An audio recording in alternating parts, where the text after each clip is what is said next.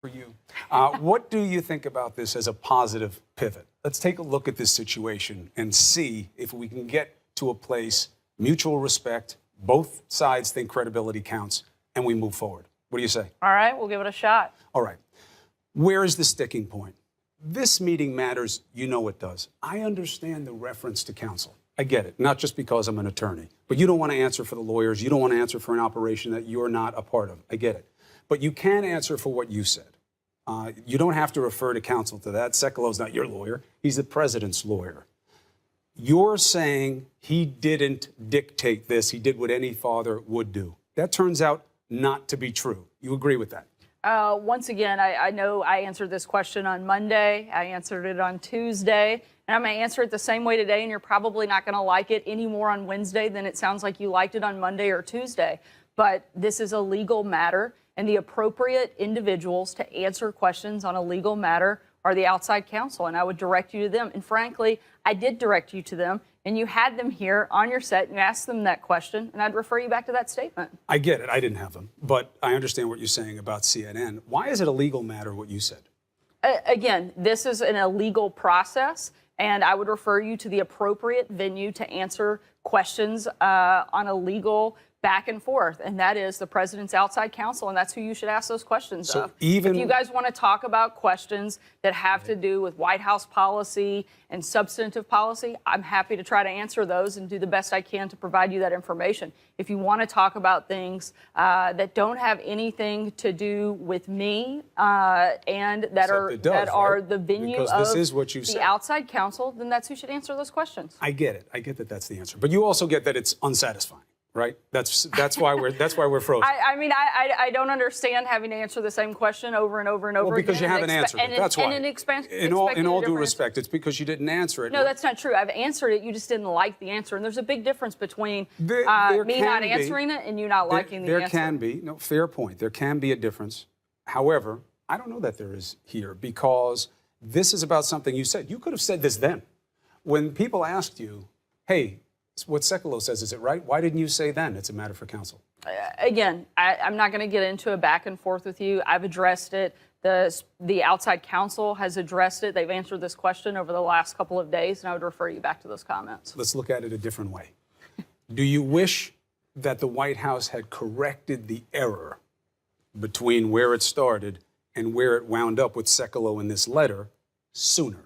I wish that we spent a lot less time focused on things the American people don't care about. I wish we spent a lot less time talking about this witch hunt and that we talked about things that impact everyday Americans. I wish we spent a lot more time talking about the economy. I wish that your network could spend a lot more time today covering a very important piece of legislation that the president signed when he spent a good bit of time this afternoon talking about the importance of Veterans Choice Act that he signed into law today. And your network didn't even take that. I wish those were the things that we spent time talking about. And I would love to spend some more time talking about that. We did take Kudlow's whole symposium. A lot of people did not. And you have to make choices in this business. And I understand if you guys didn't want to put the veterans as the choice that you made, and I think that's a sad decision that CNN made. Not what it's about. And I know that that's something that's important to you, and I think it's sad that we don't spend more time on those topics. You and I have had that conversation both on camera and off camera, and it's no different on camera than it is off with me. I think you know that, and that's why I think we should be talking about issues that people care about. Right, but credibility is something that people care about. The truth is what people care about. Nobody thinks, except really right now the president and maybe you in this moment, that this is a witch hunt. These are real questions. It's a real investigation. We've seen real indictments and lots of different threads to the story. But I understand that spin. The credibility of it matters when something that appears to be a lie, because the idea that the president's lawyer doesn't know what his client's role was in the drafting of that response, it just strains credulity. Common sense tells you that can't be. And how do we know? Because it wasn't. Sekulo changed his story. The letter came out only when exposed. Why wasn't the story changed sooner? Again, that's a question you'd have to ask the outside counsel. I'm not going to have a legal conversation with you here. If you want to talk about issues, again, that matter to the American people, I'm happy to do that. But you really don't think this matters to the American people? I've answered this question. multiple times, and no matter how many times I answer it for you, it's not going to change. It's the same one. Look, it's got to be frustrating for you. I'll try it one other way. It's got to be frustrating for me to answer the same question over and over again. To be put in a position where you can't answer it. You seem to be in a position where you feel that you are constrained to not be able to answer. We are purposefully walling ourselves off and allowing the outside counsel to do their job, and we're doing ours. But you did initially answer it, right? I did, and again, I referred you. No, I don't. But I'm starting to regret sitting here because Listen, I'm answering the same question. I wanted to give you a lot of times. chances at it because I think it matters. I think it hurts your credibility. I think it hurts the dynamic. But I gave you the opportunities. You made of them what you wanted. All right? It's not the only reason I brought you. I'm very comfortable with my credibility and the fact that I think by sitting here right now and taking questions from you shows the type of person I am, shows my effort to provide information, and frankly, to be in an environment that's not exactly friendly, that's not exactly one that I think a lot of people in my position would come and sit in, and I think that speaks a lot to my credibility. And if you want to focus on my credibility, I think that's something that you should certainly look at. I started the interview by saying, I respect you taking the opportunity. Let me ask you about something else that winds up becoming like a pattern of this. What the president called Spygate. All right. You've now had a list of people, including the Speaker of the House, Gowdy, Nunes, Burr, say, we looked at the information that is relevant. The FBI did nothing wrong. Is it time for the president to stop saying that the FBI spied on him wrongly? Look, the president's got some real concerns. We know that the FBI certainly participated in a number of things that I think, frankly, the American people are concerned about, not just the president. And we think they should be looked at, and that's what's taking place. Right, but he keeps saying it like it may have happened, and these people from your own party have looked at it and said it didn't happen. The president feels strongly about this and that it should be fully looked at, and I think he's got some real reasons to be concerned. There's no question that there was a lot of foul play that went on in the FBI. We've seen evidence of that, and certainly, people were fired over the inappropriate actions that they took while they were at the FBI. And certainly the president has a right to be concerned about that. Nothing connected to what he says, though, about spying. That's why I'm just saying, why don't you drop that and move on to another area where you don't know the facts? Chris, there have been a lot of reports that have that raised a lot of cause for concern. The president's asking that those be looked at. Look, there's been nothing, literally nothing that has come out of the year-and-a-half-long witch hunt that you guys have been on, yet everybody wants to spend plenty of time focused on that. Why do you the keep president's calling simply it that? asking that this be looked into as well. I'll ask you a third time. I don't know why you keep calling it that. Because Bob Mueller's one of the most respected people in your party. Because he's a decorated veteran. Everybody stood up and cheered when he got this job. I'm glad you guys want to mention the veterans now, but you didn't want to cover it when we were actually providing. Have I ever taken a cheap shot at you? Things. Why would you say that we don't support the veterans? That's not what I said. I said you were the guys who decided not to invite one of the biggest veterans groups who was in favor of the choice bill to the ceremony today, the IAVA, one of the largest populations, just because they haven't been as affectionate to the Trump administration. We wouldn't have known that they weren't there based on the coverage by CNN today. No, but I'm saying, look, I think that we have a very strong case to make that we cover veterans issues as well or not better than anyone. I don't think we need a cheap shot. I ask you the questions, you answer them the way you want. The spying, I laid it out there for why I would think that it's time to let it go when your own people say so. You had a shot at that. Let me ask you about the economy in the first 500 days. That was a priority for you in coming on.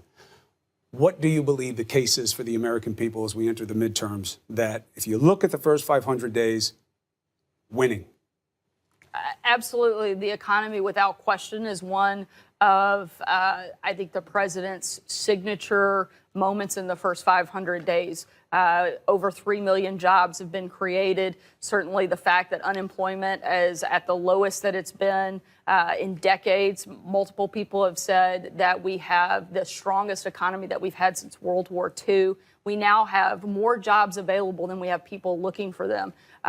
No one can argue the fact that the economy is in a better place under this president and under his leadership, in large part due to the Tax Cuts and Jobs Act that he helped orchestrate and get through Congress, and also the massive deregulation and just the environment that he has created for businesses to want to go out, grow their companies, hire people, and not just hire them, but pay them good wages. We are in one of the best moments that we could possibly have economically, and it's a huge success for this president. A couple of questions about the at what cost of the growth.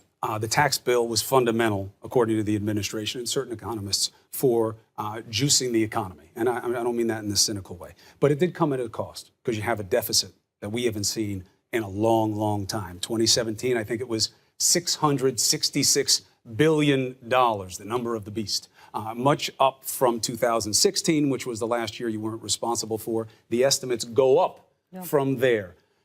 Trump was so strong on being anti-deficit when he campaigned. Your party is so strong on being anti-deficit. Why balloon it now? Look, the president's working hard. That's one of the reasons that he's so emphatically focused on fixing the trade deficit that we have across the globe. He's making sure that we're protecting American workers and that we're putting more money back into Americans' pockets and that we're not allowing countries to rip us off anymore. The president's the first person in a long time to stand up to countries like China and say, not anymore, not on my watch. We're closing that gap. We're bringing the wealth back into the United States. Look, we've grown $7 trillion, $7 trillion in wealth here in this country under this president. The deficit wasn't created in a day. It's not going to be fixed in a day, but the president is certainly focused on reducing that. One of the big problems we had is the fact that previous administrations had let our military just drop down, and they had to have a huge surge in military funding and spending to rebuild our military and make sure that the president did his number one job, which is to protect the people across this country. And he did that by making sure our military was fully funded. And he did that by going off of what General Mattis and the folks at DOD said had to be done in order to put our military in the place it needed to be. But the growth of the economy winds up being countered and mitigated to a certain point by the deficit. And you mentioned... I certainly don't think that you can take away the strength of the economy because of the deficit. Don't get me wrong. That's fundamental economics. We want to fix that, and we're doing everything we can, but you can't take away the fact that this president has strengthened our economy and made it infinitely better. Ask any economist, ask any individual in this country, are they doing better under President Trump or better under President Obama? And I can tell you, based on the economy and the strength and the growth and the breaking down of barriers that this president has provided, they're better off under President Trump. Well, certainly people will say that, and some will not. That's what elections are about. You mentioned tariffs. There's an argument to be made that what people may have gotten back in their pocket from the tax cuts may be erased by the higher prices they're going to pay because of these tariffs. What about that? We don't think so. The president is focused on making sure we get good trade deals and not continue to be ripped off by other countries. We have countries like China where we have a $500 billion trade imbalance, and that has to be closed. That gap problem has is to be clear. addressed. Whether this is the right solution we can't continue to ignore it. And the president is focused on fixing the problem, and that's exactly what he's going to do. Thankfully, he's the best negotiator at the table, and we're very confident in his ability to get the deal that we need to make sure we close those gaps. Just interviewed Chuck Schumer. It'll be on after you. He says that the president is a terrible deal maker. And one of his examples is, look at the economy right now. You have more jobs than you do have people. And yet the president said in the immigration negotiation he wanted to cut legal immigration in half. Why would you cut legal immigration if you need more workers? Chuck Schumer is probably the only person in America that could find something wrong with a booming economy that's going on in this country right now. It's but that's funny. a good point about why you're cutting the workforce. Schumer's been on so many different sides of the issue. He was against the Iran deal until the president became the president and got rid of it. What about this one? I missed the last part of... Well, I'll say it again. Yeah. The idea that you want to cut legal immigration in half when you need more workers, why would you do that? Nobody here is against legal immigration. The president wants a system that works. He's tired of kicking the can down the road.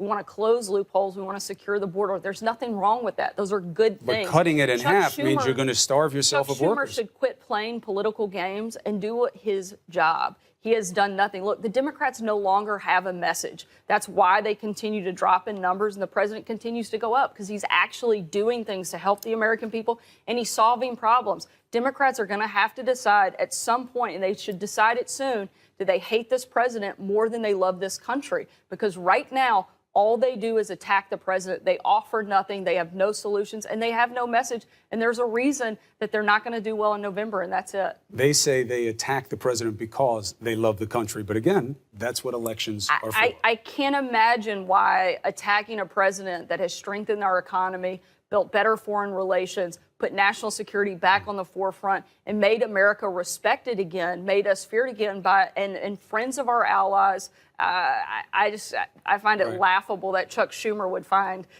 things wrong with the way that the direction of the country is going right now. He's not alone in that. You got members of your own party who are against you on tariffs and other bills right now, so it's a little bit of a mixed bag. Let's go back to you. Let's end where we started.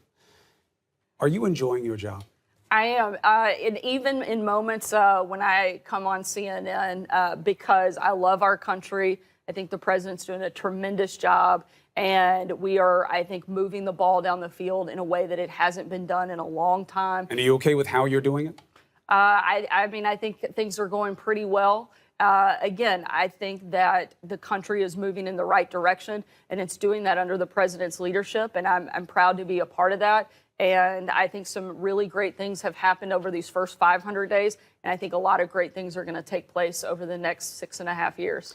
Do you believe that this is sustainable, this dynamic where we come at you with questions about what's true and what isn't, and those questions don't get answered? Do you think that by saying we stink, that we don't like veterans, that we are bad for America, the president says that we're enemies of America, do you think that that works for you long term?